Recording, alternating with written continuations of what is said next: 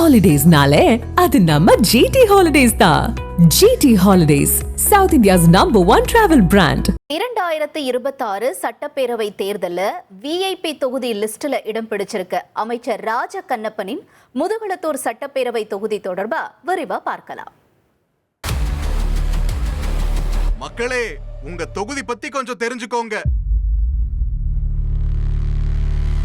முதுகுளத்தூர் சட்டப்பேரவை தொகுதி ராமநாதபுரம் மாவட்டத்தில் முதுகுளத்தூர், கமுதி, சாயல்குடி, அபிராமம் பேரூராட்சிகள் அப்புறம் கிராம ஊராட்சிகளை உள்ளடக்கின தொகுதி. முத்துராமலிங்க தேவரினுடைய நினைவிடம் அமைஞ்சிருக்கக்கூடிய பசும்பொன் கிராமம் முதுகுளத்தூர் தொகுதியில வருது. தொகுதியை பொறுத்த வரைக்கும் பார்த்தா விவசாயம் தான் பிரதான தொழிலா இருக்கு.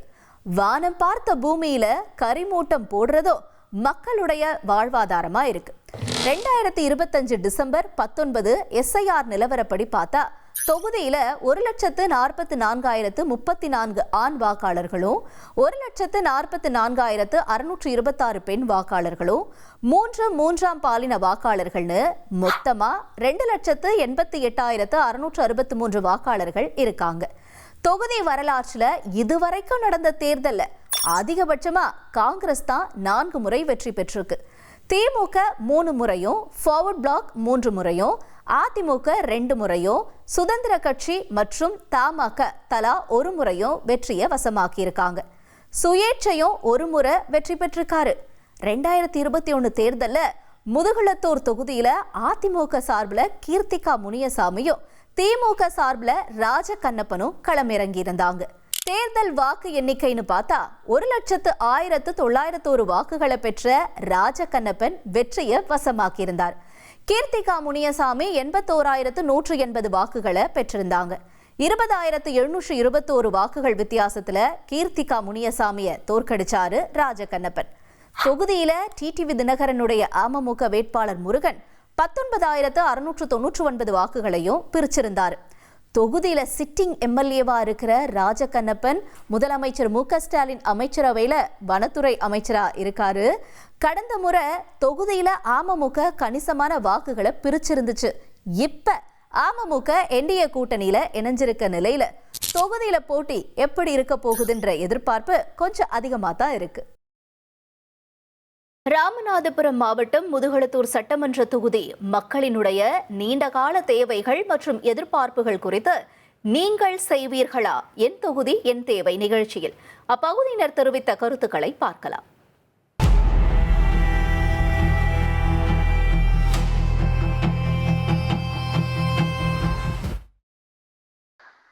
முதுகுளத்தூர்ல பெரிய எதிர்பார்ப்பா இருக்கக்கூடியது காவிரி, குண்டாறு, வைகை இணைப்பு திட்டம். இந்த முதல் தொகுதிக்கு உட்பட்ட ஒன்றியங்கள் பார்த்தீங்கன்னா கமுதி, கடலாடி, முதுகுளத்தூர். இந்த 3 ஒன்றியமுமே பெரிய பிரவாதான ஒரு தொழிலாக விவசாயத்தை நாங்கள் நம்பி இருக்கிறோம். ஆனால் நாங்கள் வானம் பார்த்த விவசாயாவே இருக்கோம். இந்த இணைப்பு திட்டத்தை இந்த வரக்கூடிய சட்டமன்ற உறுப்பினர் இணைச்சு கொடுத்துருந்தா நல்லா இருந்திருக்கும். இல்லை வந்த சட்டமன்ற உறுப்பினர் திரு ராஜ கண்ணப்பன் அவர்கள் செஞ்சிருந்தா ரொம்ப நல்லா இருந்திருக்கும். இது செய்ய தவறுறாங்க. இங்க வேலை வாய்ப்பு திட்டம்ங்கிறதே ஒண்ணு கிடையாது. வேலைங்கிறதே ஒண்ணு அங்க இல்லை. அப்படியே இருந்தாலும் நான் வெளியூர்ல போய் தான் அந்த வேலை பார்க்குறேன். அதாவது வேற மாவட்டங்கள்ல போய் தான் வேலை பார்க்குற மாதிரி சூழல் இருக்கு. இங்க உள்ள படித்த இளைஞர்கள் அரசு தேர்வுகளுக்கு தேர்வு மையம் இங்க எதிர்பார்க்குறாங்க. அது இங்க இல்லை. அது ராமநாதபுரம் போனோம், இல்லைன்னா மதுரை, தூத்துக்குடி மாதிரியான போய் அங்க போய் பயிலக்கூடிய ஒரு சூழல் இருக்கு. அது போக இது சட்டமன்ற உறுப்பினர் கொடுத்த ஆடியோ ஆபீஸ் முதுகுளத்தூர் அமைக்கிறேன்னு சொல்லியிருந்தாங்க. அந்த ஆடியோ ஆபீஸ்க்கான இடம் தேர்வு செய்யப்பட்டது. அந்த இதை செயல்படுத்துறதுக்கு இன்னும் தொய்வா இருக்கு.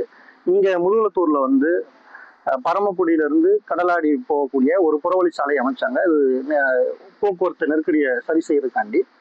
அந்த சாலை அரைமுறைமா அப்படியே போட்டாங்க. தேர்தலை அதுக்கான காலகட்டமே முடிஞ்சது.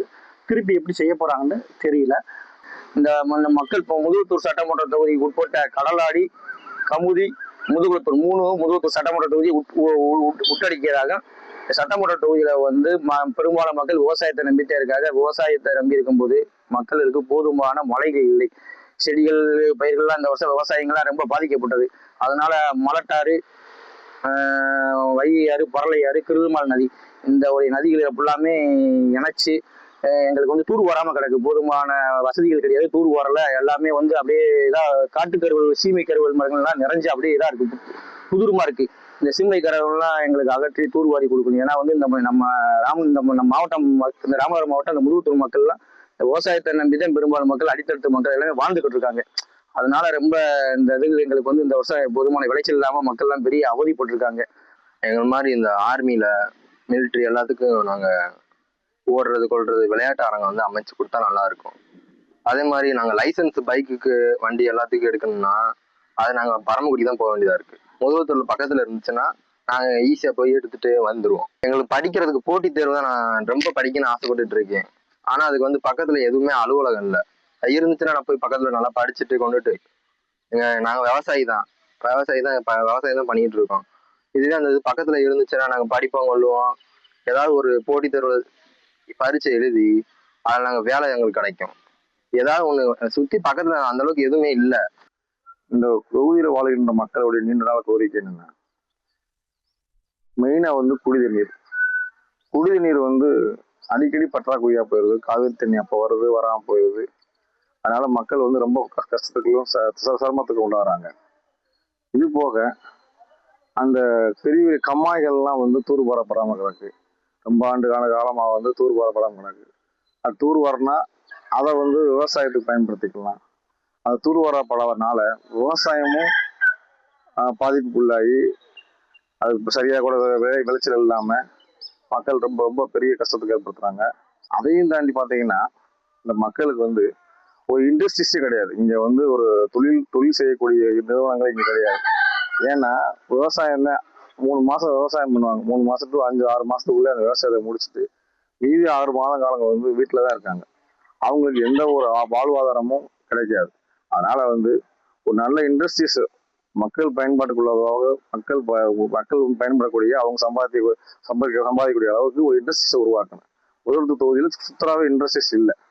இருக்கக்கூடிய கம்மாய்கள் அனைத்தும் ஓரம் காட்டுக்கருவல் புதர் மண்டி இருப்பதால் காட்டு பன்றிகளும் மான்களும் விவசாயிகளை இருக்கின்ற பருத்தி, சிறுதானிய பயிர்கள், குருதாவாளி போன்ற சோளம் போன்ற பயிர்களை எல்லாம் நாசப்படுத்துகிறது, திண்டு அநியாயம் செய்கிறது.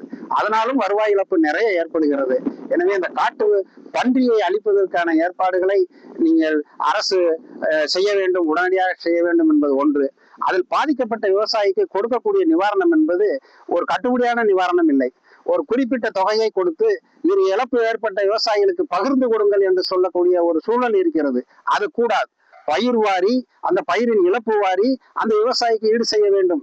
அந்த வகையிலேயே தமிழக அரசு அதற்கான நிதியை ஒதுக்க வேண்டும். அதுபோக இந்த பகுதியில் இருக்கக்கூடிய விவசாயிகள் அந்த கிராமங்கள்ல எல்லா ஊர்களுக்கும் வரக்கூடிய அந்த சல்சிவன் திட்டத்தை, அதே மாதிரி காவேரி கூட்டு குடிநீர் திட்டத்தின் மூலம் கிடைக்கக்கூடிய அந்த குடிநீர் ஆதாரத்தை உறுதிப்படுத்த வேண்டும். பல இடங்களே காட்சி பொருளாக நிற்கிறது. இந்த பஞ்சாயத்துல, கிழக்கு பஞ்சாயத்து உதாரணத்துக்கு சொல்கிறேன், இங்கே அத்தனை வீடுகளுக்கும் பைப் லைன் கொடுத்திருக்கிறார்கள், ஆனால் தண்ணி வரவில்லை. ஹாலிடேஸ்னாலே அது நம்ம GT Holidays தான். GT Holidays, South India's #1 travel brand.